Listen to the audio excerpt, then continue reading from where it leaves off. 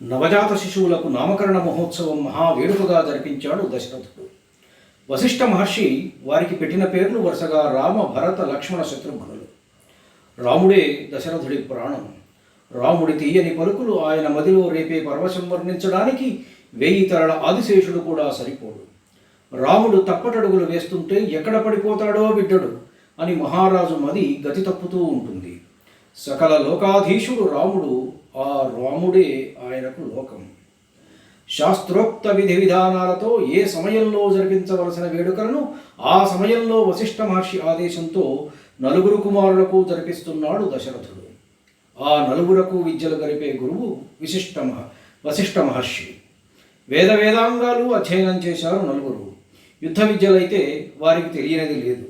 పెద్ద పెద్ద ఏనుగులను అవలీలగా అధిరోహించి స్వాధీనం చేసుకోగలరు. అశ్వహృదయం వారందరికీ సంపూర్ణంగా తెలుసు. ఎటువంటి గుర్రాన్నైనా పంచ కళ్యాణిలా దౌడు తీయించగలరు. అవలీలగా వంటి చేత్తో రథాలను ఉరికించగలరు. ఒకటేమిటి, అన్ని విద్యలు వారికి కరతలామలకమే. శస్త్రాస్త్ర ప్రయోగంలో సాటిలేని మేటి పోటరులు వారు.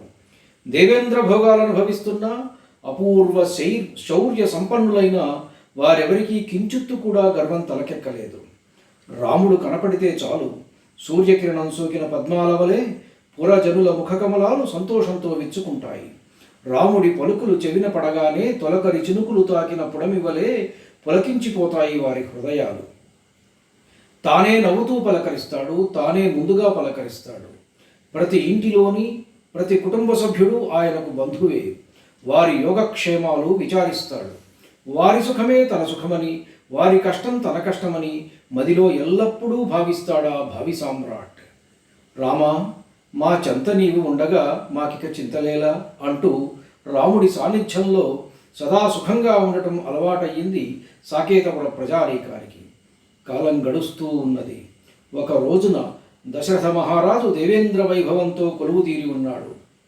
సృష్టికి ప్రతిసృష్టి చేసినవాడు, బ్రహ్మలనే సృష్టించగల బ్రహ్మర్షి విశ్వామిత్రుడు అయోధ్యలో అడుగుపెట్టాడన్న వార్త దశరథ మహారాజుకు చేరవేశారు భటులు. ఆ వార్త వినినంతనే ఒక్కసారిగా సింహాసనం మీద నుంచి లేచాడు దశరథుడు. ఆ లేచిన వేగానికి మెడలోని ముత్యాలహారం ఎగిరిపడి ఒక్కసారిగా తళుక్కుమని మెరిసింది. మునికి ఎదురేగి స్వాగత సత్కారాలు జరిపి ఆయనకు ప్రదక్షిణ గావించి అర్ఘ్యపాద్యాదులొసగి భక్తితో తన సభామంటపానికి తోడ్కొని వచ్చి రత్న ఖచ్చిత ఆసనం మీద కూర్చుండబెట్టి ఆయన చెంత నిలుచొని, భగవన్, తమ రాకకు కారణమేమి అని అడిగాడు దశరథుడు. రాజన్, మా బోంట్లకు కష్టం వచ్చినా మేము ఆశ్రయించున్నది కైలాస పర్వత ఛాయ, పాలసముద్రపు ఒడ్డు, సత్యలోకము మరియు అపరంజి ఛాయలతో మెరయు అయోధ్య కాక వేరుండి ప్రదేశము కలదా విశ్వములోన. శంబరాసురుని సబాంధవంగా అంతం చేసి దేవేంద్రుడికే సహాయమనర్చిన ధీశాలి దశరథుడు కాక వేరెవరిని ఆశ్రయించగలను అని పలికిన విశ్వామిత్రుని చూచి వినయంగా, స్వామి, మీకు నేను ఏ విధంగా సహాయపడగలను అని ప్రశ్నించాడు మహారాజు. రాజా, నేనొక యజ్ఞం తలపెట్టాను. దాని నిర్విఘ్న పరిసమాప్తి కొరకు నీ రాముడు నాకు కావలేను. అతనిని నా వెంట పంపవలేను. ఆయన మాటలు చెవిన పడగానే ఒక్కసారిగా ప్రపంచమంతా మహారాజు కన్నుల ముందు నుండి మాయమై ఎటు చూసినా గాఢాంధకారము వ్యాపించినట్లయింది. చూపు వచ్చి తిరిగి చూపు మాయమైన పుట్టు అంధుని వలె దిక్కుతోచని వాడైనాడు ఆయన. మాయమవుతున్న గాయం మీద కొరకంచుతో కిరికినట్లయింది. మాటలు రాని మూగవాని వలె ఒక్కొక్క మాట కూడబలుకుని అతి కష్టం మీద, స్వామి, నా రాముడు పసివాడు, వాడికింకా యుద్ధ విద్యలలో నైపుణ్యము అవ్వలేదు. నీ యాగాన్ని నేను, నా చతురంగ బలాలు కాపాడగలవు. హరిహర బ్రహ్మాదులే అడ్డు వచ్చినా నీ యాగాన్ని నేను కాపాడతాను. నేను మీ వెంట వస్తాను, అనుమతించండి అని ప్రార్థించాడు దశరథుడు.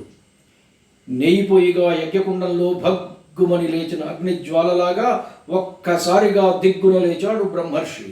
ఆ కోపాన్ని, ఆ తేజస్సును చూడలేక ఆకాశం నుంచి మాయమయ్యాడు సూర్యుడు. పెద్ద గుంటలో పడి పైకి లేచిన బండి వలె గ్రహాలు ఒక్కసారి గతులు తప్పి గతుక్కుమన్నాయి. దేవతలు గజగజ వణకసాగారు.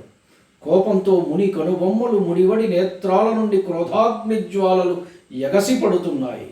సభలోనే ఉన్న బ్రహ్మర్షి వశిష్ఠుల వారు పరిస్థితిని గమనించి, రాజన్, పుడమి మీద రాలిన వర్ష బిందువులన్నీ ఒకటై సింధువు అయినట్లుగా లోకంలోని యుద్ధ నైపుణ్యాలన్నీ నీ కొడుకును చేరాలని తహతహలాడుతుంటే అడ్డుపడతావెందుకు? సాటిలేని శస్త్రాస్త్ర సంపద రాముడికి సమకూరే సమయం ఆసన్నమయ్యింది. లోకంలో ఒక్కడే వీరుడు, అతడు రాముడు అని జనులనుకునే సమయము ఇంకెంతో దూరం లేదు. వ్యర్థ భయాలు మానుకొని రాముని బ్రహ్మర్షికి అప్పగించు అని హితబోధ చేశారు కులగురువు వశిష్ఠుల వారు.